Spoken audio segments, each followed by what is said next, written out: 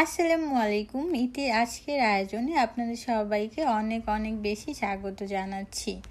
আশা করি সবাই অনেক ভালো আছেন। এই যে কচু দেখতে পেলেন, এই কচুর বড়াটা আসলে খাইলেও পস্তাবেন, না খাইলেও পস্তাবেন। কেন বললাম?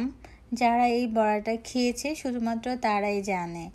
এই বড়াটা খেলে শুধু বারবার খেতে ইচ্ছে করে। এই জন্য বললাম যে এই বড়াটা খেলেই পস্তাবেন। আর না খেলে কেন পস্তাবেন সেটা বললাম, সেটা হচ্ছে যারা এই বড়াটা খাননি এখনও, তারা আসলে অনেক বড় একটা কিছু খাননি, অনেক মজাদার একটা কিছু টেস্ট করেই দেখেননি এখনও।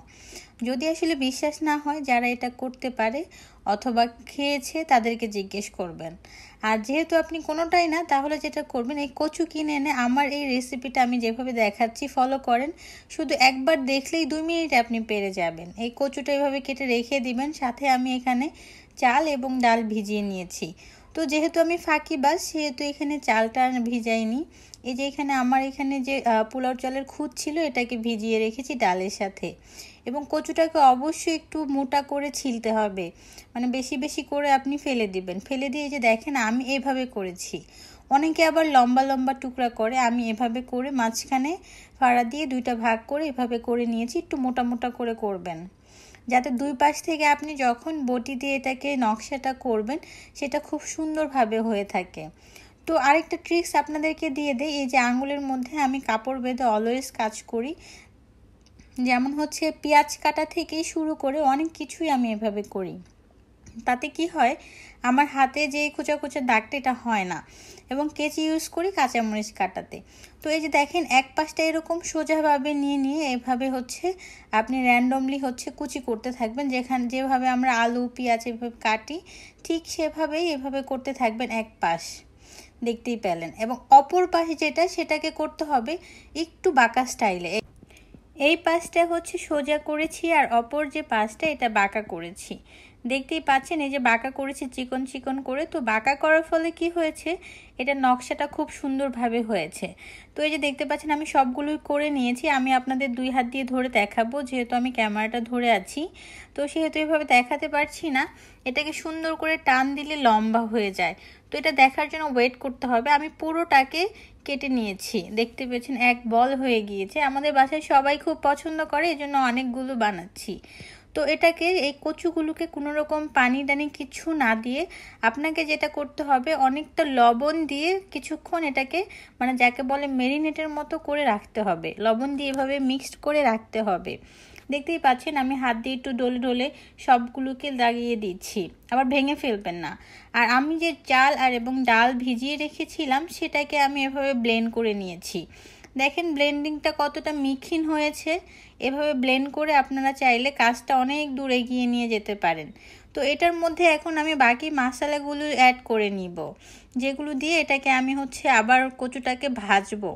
এখানে আমি মরিচ, হলুদ, ধনিয়ার গুঁড়া সব একসাথে দিয়ে নিচ্ছি। এবং সাথে আর যেটা দিচ্ছি সেটা হচ্ছে জিরার গুঁড়ো এবং সাথে রয়েছে এখানে কিছু মশলা, ঠিক আছে, যেটা আমাদের ঘরে বানানো মশলা, চাট মশলা বলতে পারেন, সেটাও দিয়ে নিয়েছি।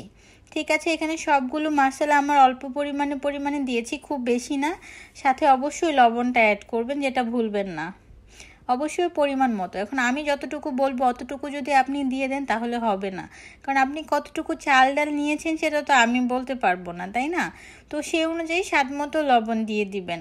অনেকে আবার এটা নিয়ে ট্রোল করে, স্বাদ মতো লবণ দিলে কেন আপনার রেসিপি দেখবো? আরে ভাই, আমি তো জানি না আপনি কতটুকু পরিমাণ নিয়েছেন।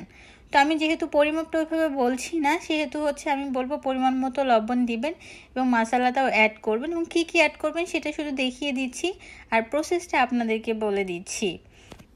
তারপর এখানে আমি একটু শুকনো চিলি ফ্লেক্স ইউজ করলাম, যেটা হচ্ছে আপনার একটু ফ্লেভারের জন্য। যেহেতু আমাদের বাসায় সবাই একটু ঝাল টাল পছন্দ করে, এই জন্য আমি শুকনো মরিচের গুঁড়োটা অ্যাড করে নিলাম। এটা ডিব্বাতে ভরে রেখেছি আমরা ভেঙে ভেঙে। তো এই যে দেখেন একদম নরম হয়ে গিয়েছে। এখানে কিন্তু পানি আমি দিইনি, আপনাদের দেখাচ্ছি। এই যে পানিটা রয়েছে যে সাইডে, সেটা কিন্তু এই যে লবণ দেওয়ার ফলে কচু থেকে উঠেছে।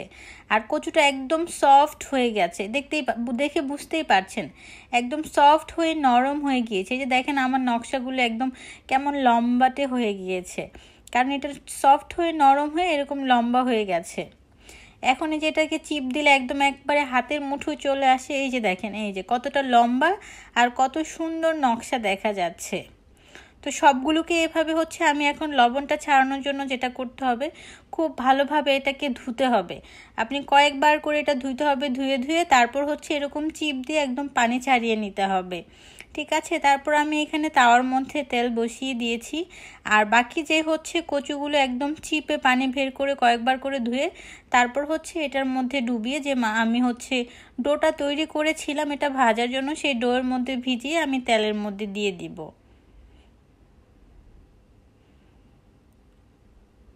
দেখতেই পাচ্ছেন কড়াইয়ে আপনি হচ্ছে আপনার ইচ্ছে মতো দিবেন। এটাকে একটু হয়ে আসলে লড়িয়ে চড়িয়ে আবার আরও আপনি এক্সট্রা অনেকগুলো দিতে পারবেন।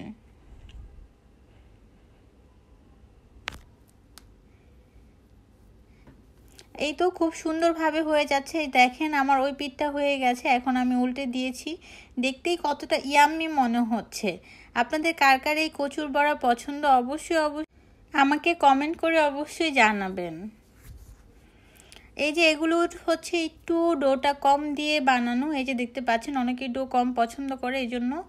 আর নকশাটা কত সুন্দর হয়েছে একবার দেখেন। এই যে আমার সম্পূর্ণ রেডি হয়ে গিয়েছে, দেখতেই পাচ্ছেন।